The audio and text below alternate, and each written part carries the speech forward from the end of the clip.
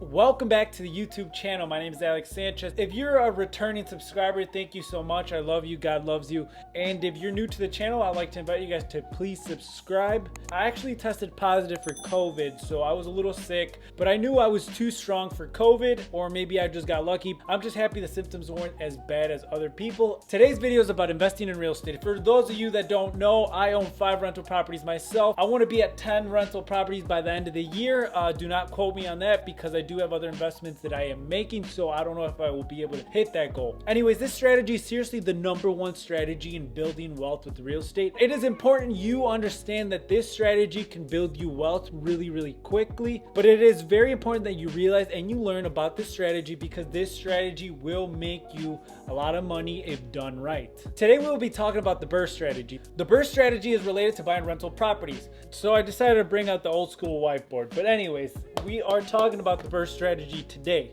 So this is what the BRRRR strategy stands for. It stands for buy, rent, buy, rehab, rent, refinance, and then you repeat the whole process all over again.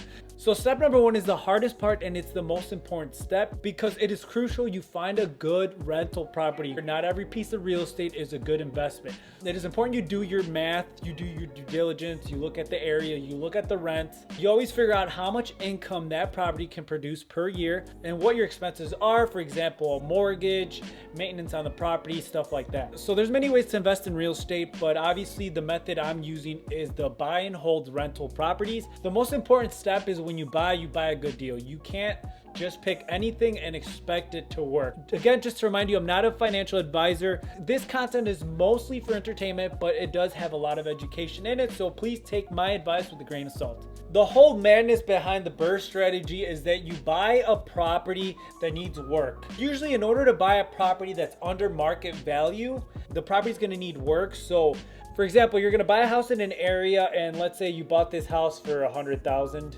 But you know that this house is a good deal because all the other houses that are not pieces of crap, that don't need work, that other people are living in, the comps in that area, the other houses that are good houses that, you know, don't need work, they're better taken care of. I apologize for that house. Well, the houses in this market are actually worth $200,000. But this house is worth $100,000 because it needs work. The people that lived in there just did not take care of it. It's outdated for whatever reason it is.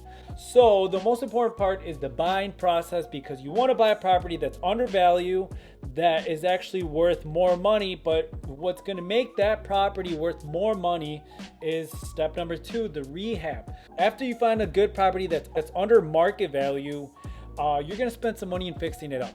So this whole process is that you have to find a property that does not need $100,000 of work to make it worth $200,000. For example, let's say this house actually only needs $20,000 of work. So now this property actually ends up costing you $120,000. A $100,000 house needs $20,000 of work, but now you have a house that can compete, that's beautiful, just like the other homes in the neighborhood, that's worth $200,000. So the way the BRRRR strategy works is you have to find a good deal. I cannot stress this enough. You have to make sure you're not overspending on fixing this place up. The $20,000 might be, you know, painting, refinishing walls, trim, newer appliances, redoing the floors, maybe a new air conditioner, stuff like that. You're not buying, fixing, and flipping this property. So you don't need the best upgrades. You don't need marble countertops, depending on the area also. But chances are if it's a $100,000 house, you don't need marble or granite countertops. You could get away with laminate. During this process, it is important that you don't overspend on the rehab. So the next part of the process is that you rent this property out because there's no sense in holding a property that's not producing any income. So you want income to start coming in. You're looking for long-term cash flow. You want that mailbox money. You want that money to come in while you're sleeping. Buy and hold rental properties create cash flow. Cash flow is good because cash flow will eventually replace that job that you hate.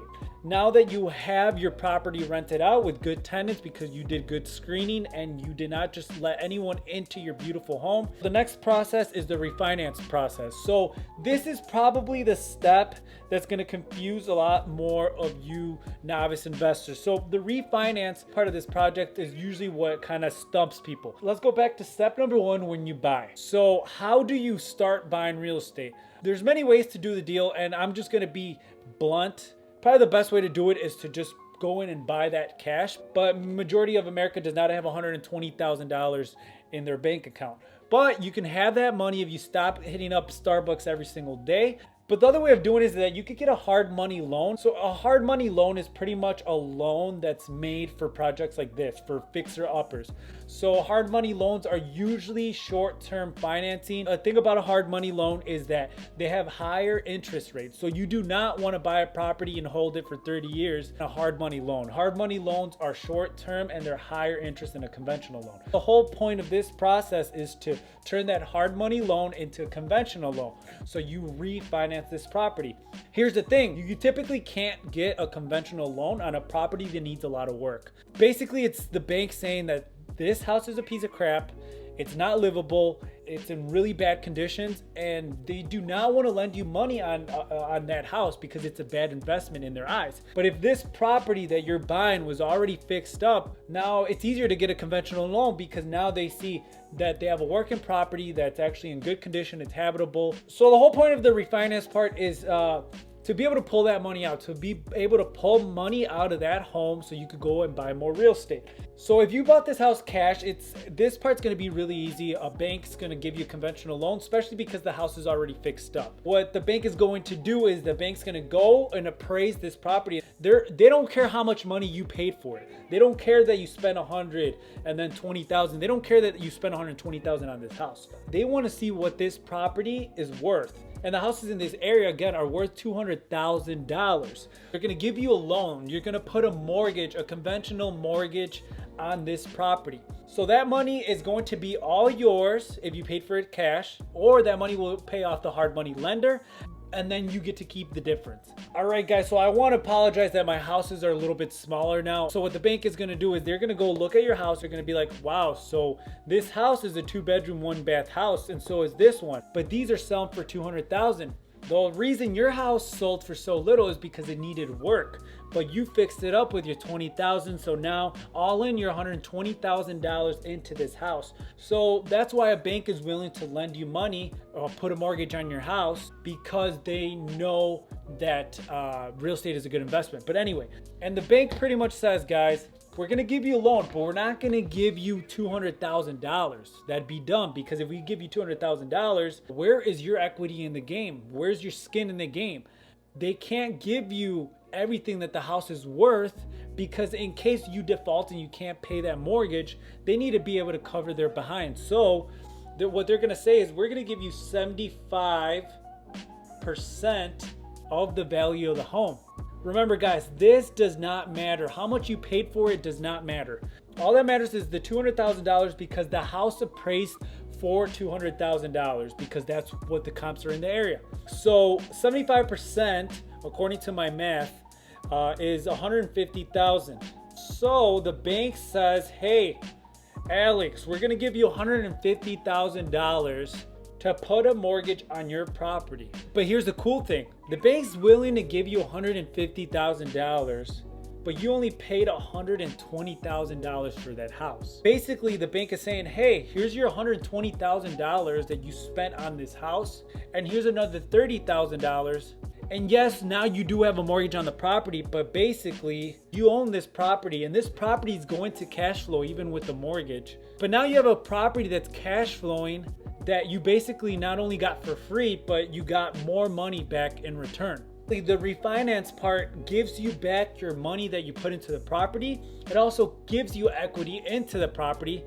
You have $50,000 of equity in this house. After you do all this, you repeat the process and you go and you buy another property that's undervalued. All right, guys, just to reiterate what the BRRRR strategy is, you buy a property that's under market value, that's just not worth what the other properties are worth. And why is that? Because that property needs work, it needs paint, it needs cosmetic work, it needs to be spruced up because that property is just, it's not in livable conditions or it's not in desirable conditions. So the way real estate investing works is that you build value, you build equity in homes by buying properties that are under market value. You fix them up, you get them appraised, you flip them, or you keep them as rental properties. But guys, this isn't really a beginner strategy because there is a possibility that you don't get financing for that property, especially because a lot of times you have to own the property for about 6 months before you can get any type of financing on it. I can literally make an hour video talking about the BRRRR strategy in detail, but the whole point is that you guys understand the gist of it and you understand that this is how people get wealthy, because they can build equity in a house and they can keep buying more real estate with the power of leverage. Again, I think real estate is amazing. Even with leverage, because you get better returns, but you don't want to over leverage everything.